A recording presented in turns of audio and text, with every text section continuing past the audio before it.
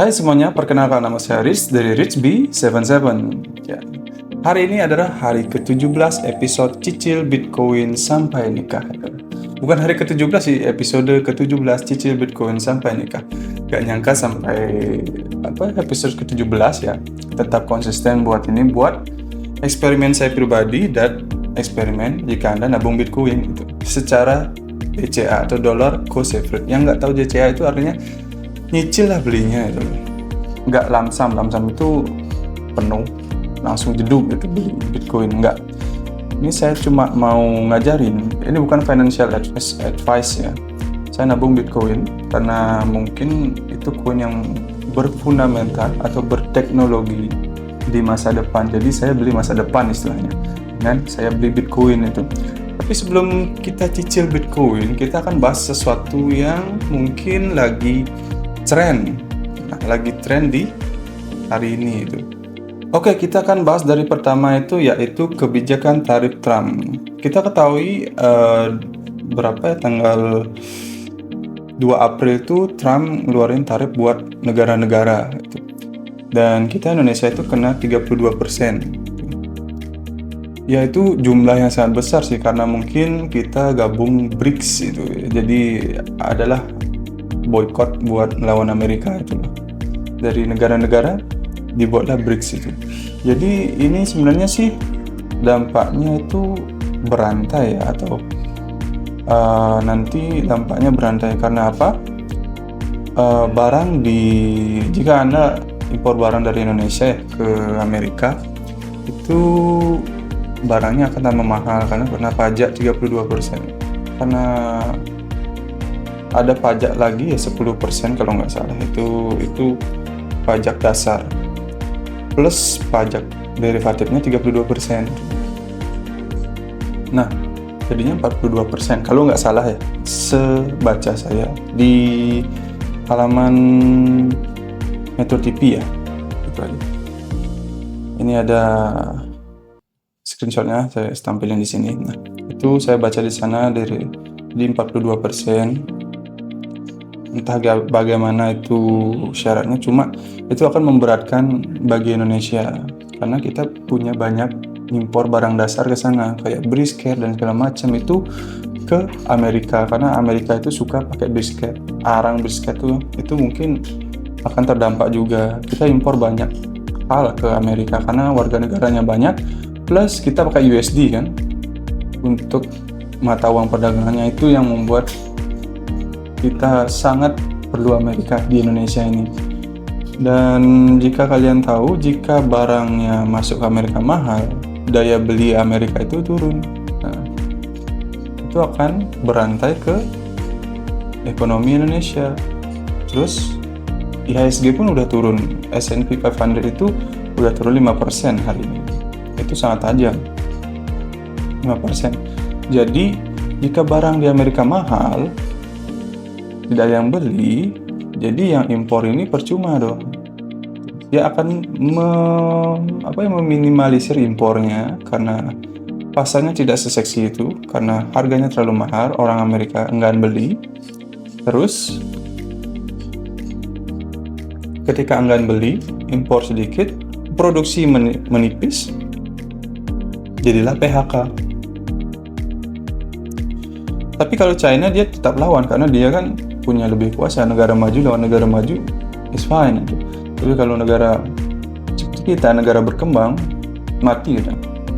Kan lagi diplomasi juga Pak Prabowo dengan menteri-menterinya untuk diplomasi ke Amerika tentang perdagangan ini gitu. Yang paling sedikit itu Singapura sih, cuma 10% saja, karena mereka berhubungan baik sih dengan Amerika itu. Jadi siap-siap aja ekonomi Indonesia akan lebih amburadul gitu. Karena jika kalian mengerti tujuan Trump dalam tanda kutip untuk menaikkan tarif ini, sebenarnya dia pengen suku bunga The Fed itu turun itu sebenarnya. Tapi saya nggak terlalu banyak bicara. Anda bisa teliti kok itu. Nah, setiap presiden yang naik di Amerika dia punya agensinya masing-masing. Agensinya masing-masing dalam artian dia punya tujuan masing-masing. Kalau Trump itu kan pebisnis properti, jadi dia pengen propertinya bisa lancar dan melejit kan. Jadi dia pengen bunga The Fed itu turun gitu, suku bunga The Fed itu turun gitu. Jadi kalau The Fed turun, ya Indonesia juga ikut-ikutan karena dia backupnya kan dolar gitu aja. Itu yang saya teliti dari analisa saya pribadi itu. Kalau salah bisa komen di bawah mungkin. Yang ini makro ekonomi ya, itu yang saya lihat. Dan kita lihat juga chart Bitcoin. Nah, chart Bitcoin itu sebenarnya kalau S&P itu sangat terkait sekali dengan chart Bitcoin. Kenapa? Bisa dilihat. Nah, ini hampir sama sih. Yang warna merah dan warna ungu ini itu yang ungu Bitcoin, yang merah itu S&P 500 itu. Yang nggak tahu S&P 500 itu adalah kayak IHSG-nya Amerika itu loh. IHSG-nya Amerika. Diisi 500 perusahaan yang berpengaruh di Amerika itu. Oke, dia turun. Tapi agak lagging untuk Bitcoin. Biasanya sih kalau S&P turun, Bitcoin-nya turun gitu. Dengan IHSG juga mungkin kemungkinan besar akan turun lagi. Belum bottom ini saya. Mungkin ke 5.000 mungkin. Untuk saran saya, selain Bitcoin Anda bisa beli emas atau dolar. Tapi kalau dolar Anda mungkin kurang nasionalis ya, bisa memberikan kekayaan Anda ke US itu yang pertama kalau beli dolar. Tapi beli emas saja. Saya sarannya sih beli emas, karena emas itu dalam 3 tahun ke depan itu saya prediksi saya itu akan naiknya gila-gilaan itu emas. Bitcoin juga sama itu. Tapi saya berharap Bitcoin ke 60 dulu sih, saya biar bisa nyebar dananya banyak di sana itu loh, DCA-nya banyak itu loh. Nah itu kalau IHSG ya kita down, itu lambang ekonomi kita. Jadi gimana IHSG, begitulah ekonominya saat ini itu. Keuangan tidak baik-baik saja untuk saat ini. Di Bali, di hotel saya kerja pun itu memang tamunya masih sepi, mungkin karena keadaan ekonomi yang tidak bagus. Ini lebaran ini bagi umat muslim itu jarang saya lihat untuk liburan di hotel tempat saya kerja. Biasanya sih banyak ada umat muslim, cuma sekarang sedikit sekali saya lihat. Jadi bagaimana itu yang terjadi? Mungkin saja simpel, akhir April itu mulai banyak tamu berdatangan. Saya lihat dari data okupansi di hotel saya itu aja. Saya nggak bisa sebut hotel mana, cuma untuk penonton dari Bali itu akhir April, mulainya tanggal 22 April itu mulai naik untuk kedatangan turis asing itu. Dan seperti Jepang, Korea itu udah akan mulai liburan itu. Mei ya. Itu mulai berdatangan, ya siap-siap ramai gitu aja. Cuma untuk keadaan ekonomi ini berbanding terbalik, mungkin akan lebih bottom karena ada tarif Trump ini. Cina nggak perlu khawatir, dia malah pasang tarif lagi untuk US saja. Itu ya memang negara maju lawan negara maju, dia punya backup masing-masing. Cuma kalau kita yang negara berkembang itu susah sekali. Kita dijadikan sumber daya alamnya saja untuk membuat barang-barang dan dijual ke kita. Jadi itu yang pertama. Untuk update grafiknya ya, Bitcoin itu selaras dengan S&P, itu teorinya.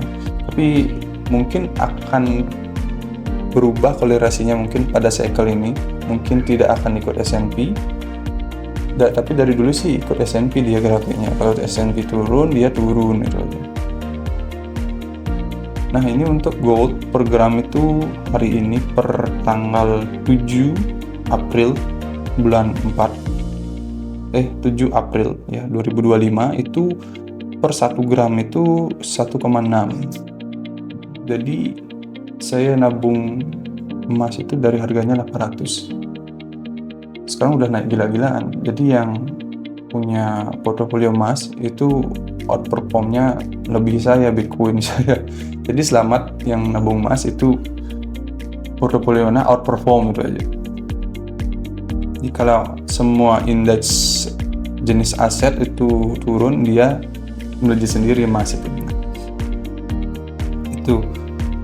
Kenapa nggak Bitcoinnya melejit? Karena yang Bitcoin itu generasi Z ya, dan milenial yang tahu ya Bitcoin. Cuma kalau yang tua-tua mungkin karena dia doktrinnya emas, yaitu limited edition juga kan, susah nyarinya itu, dan dipakai di berbagai macam teknologi, panel surya, chip di HP Anda, itu komponen itu isi emas. Jadi semakin berharga emas itu loh. Nah, ringnya juga susah kan gitu. Nah, di situ kita bisa lihat emas itu sangat berharga. Kedua itu Bitcoin itu cuma 21 juta, nggak bisa dibagi-bagi lagi. Mungkin habis nama itu 2100, itu udah ya habis lah nambang Bitcoin itu lah. Jadi akan semakin mahal karena adanya inflasi. Jadi ini yang saya pelajari ya, mungkin dari orang kaya. Ya biasanya kalau punya uang dia beliin aset gitu. Karena dia tahu bahwa aset itu lebih bernilai daripada uang. Uang itu uang fiat saya uang entah itu dolar, rupiah dan segala macam. Anda terima gaji, sebaiknya Anda lakukan DCA itu seminggu. Seperti saya beli Bitcoin setiap hari Senin itu aja. Nggak perlu mandang harga berapa, itu setiap hari Senin aja. Kapanpun, tapi hari Senin gitu aja. Tapi karena saya bikin video ini mungkin agak duluan atau belakangan karena saya terlambat juga waktu kan gitu. Tapi saya usahakan buat kalian yang suka nonton channel saya ini itu ada Bitcoinnya itu dan cicil Bitcoin sampai nikah itu saya. Walaupun saya belum tahu nikahnya sama siapa, tapi just berusaha untuk merubah diri ke jalan yang lebih baik gitu loh. Jadi saya buat video ini awalnya tidak bisa depan kamera, harus depan kamera paksa karena kemungkinan besar gelombang PHK itu akan banyak. Jadi Anda harus punya backup, entah itu pekerjaan yang lain, kerjaan sampingan, bisnis sampingan. Saya saranin itu sekali, karena jika Anda kena PHK itu Anda tidak akan pusing harus kemana itu. Itu yang pertama. Kedua, cicil Bitcoinnya itu oke. Kita langsung cicil Bitcoin sampai nikah episode ke-17 itu aja. Seperti biasa kita akan pakai HP yang legendaris ini, Evercross. Evercross oke. Kita akan seperti biasa buka Indodax. Bang, lu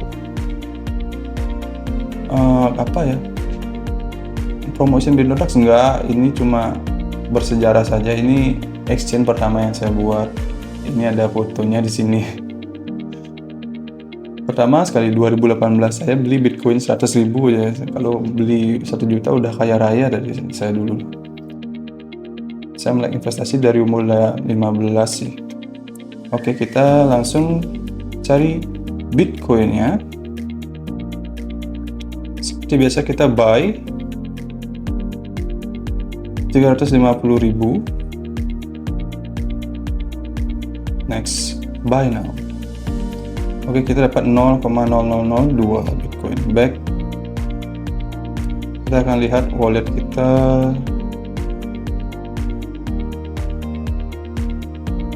Nah, kita rugi setengah juta lebih, itu 680, dan kita punya Bitcoinnya itu 0,0039, setara 5.298 itu. Ya, it's fine. Saya cuma ngajarin kalian harus tetap tenang dalam investasi, dan apapun investasi saham, emas, jangan lihat harga kalau Anda yakin dengan fundamental aset yang Anda beli itu. Bitcoin itu ini saya bedakan jadi di kripto itu 3 ya itu ya. Bitcoin itu seperti properti, benar yang dibilang Timothy Leonard, dia cuma bisa dibangun oleh sedikit orang. Properti yang kayak kalau di sini di Canggu, cuma Canggu aja daerah yang rame kan, kalau yang lain nggak rame gitu kan. Itulah jadi dia properti yang sangat berharga tapi bisa dibagi jadi 0,00 itu pertama. Kedua itu ada kayak BNB, Ethereum, itu kayak saham saya lihat karena ada ownernya itu. Dia kayak currency, cryptocurrency yang USDT, USDC, itu stable coin itu itu stablecoin itu kayak cryptocurrency beneran karena pakai uang digital ya tuh. Nah, Bitcoin itu kayak store of value. Kalau Anda punya uang, ini sebenarnya resolve masalah. Anda investasi itu cuma bisa dua kalau Anda pengen aman itu, Bitcoin sama emas, itu aja sih. Kalau saham itu kan bisa dicetak terus itu. Terus harganya itu gimana ya saya bilang, harganya itu fluktuatif sama, cuma kalau perusahaannya kolaps ya saham Anda hangus, itu aja. Kalau emas kolaps gimana ngolapsin market cap-nya aja 20 triliun dolar lebih. Bitcoin gimana? Itu kalau satu sih muncul pun dia nggak bisa ngapa-ngapain, cuma dia bisa ngandalin dompetnya dia aja itu loh. Karena kunci dan segala macam itu udah dibuang gitu. Dia itu sekelompok orang, bukan satu orang gitu. Nah itu yang membuat saya yakin dengan Bitcoin itu loh. Jadi paling bagus itu emas atau Bitcoin. Untuk sekarang dolar sih kalau Anda mau pegang dolar, tapi kurang nasionalis aja kalau Anda pegang dolar. Tapi kalau Anda pegang itu pilihan Anda, not financial advice lagi satu ya. Nah itu aja saran dari saya, RickB77. Thank you so much. Kapan ya IHSG naik? Saya takut ada PHK.